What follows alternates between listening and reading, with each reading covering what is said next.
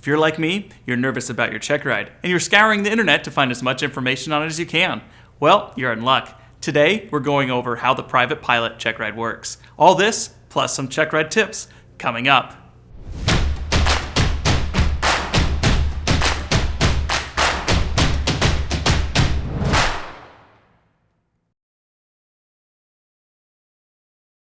As of June 12, 2017, the FAA started using the Airmen Certification standards. The idea behind it was to set standards for both the knowledge exam and Checkride. These standards not only made the Checkride easier for examiners, but students too, because it gives clear guidelines on what we need to know, consider, and do.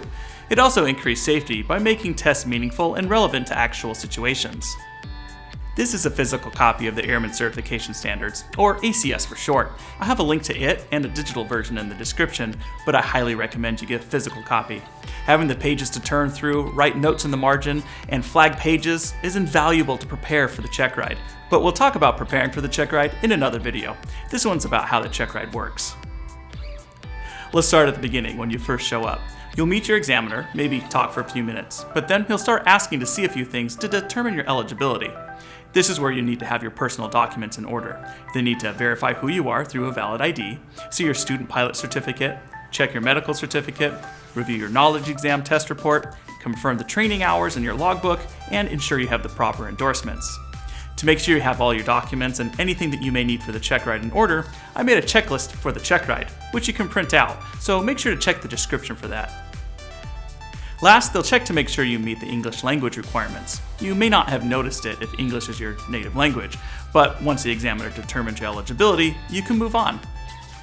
Next comes the fee. Actually, the fee can come at any time, but it's usually paid up front. You're not paying the examiner to give you a certificate, you're paying them to show up and administer a test, and it's your job to make sure that you're ready. Alright, now with the formalities out of the way, it's time to start the Checkride. To start, the examiner will give you a short briefing on how things are going to proceed, including the structure of the test. You see, every examiner is required to develop a plan of action, or POA for short. The POA is what the examiner conducts a test from. It includes questions presented in a scenario-based perspective, which means you have to listen to the questions, evaluate, and give an answer to meet that scenario.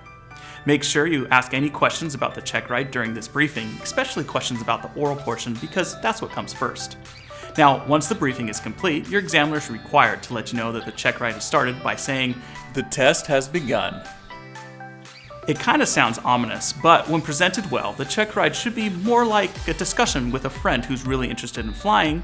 You explain why flying is so great, and then you take them on a flight to show them how awesome of a pilot you are.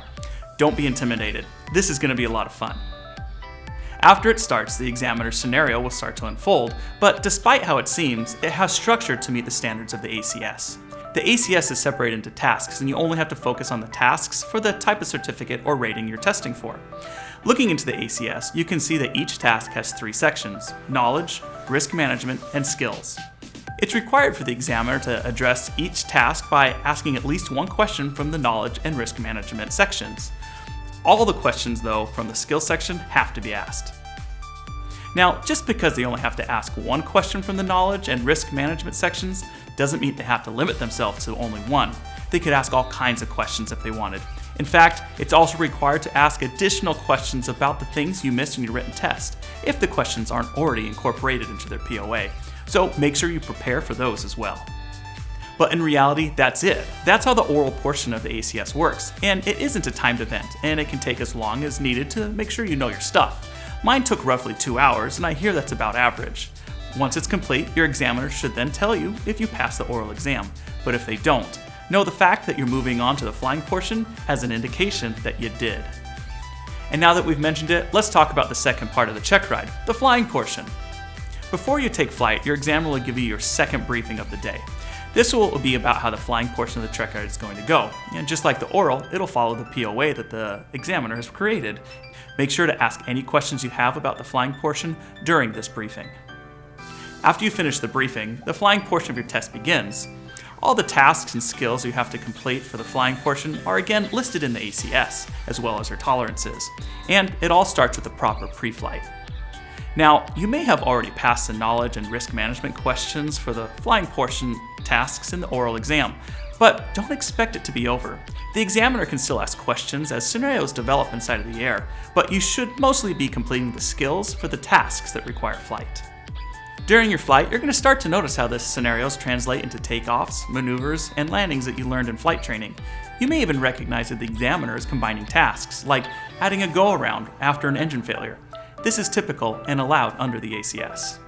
Throughout the flight, you're going to wonder if you're doing things right. Well, here's a little hint. If you're moving on, you did it right. Pat yourself on the back and focus on the next scenario and task. If the task was unsatisfactory, your examiner has to tell you right then and there. More on this in just a bit. Now, after your last landing, don't let your guard down. The check ride isn't over until your examiner does one last thing, which may not happen until after you secure the plane, because securing the plane is a skill in the ACS. The final step in the check ride is your third and final briefing, or debriefing in this case. In it, the examiner will go over a few things and let you know how you did, but most important, they'll let you know if you passed.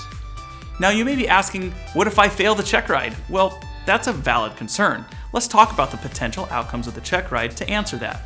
According to the ACS, there are 3 ways for your check ride to end: a temporary Airmen Certificate, a letter of discontinuance, or a notice of disapproval.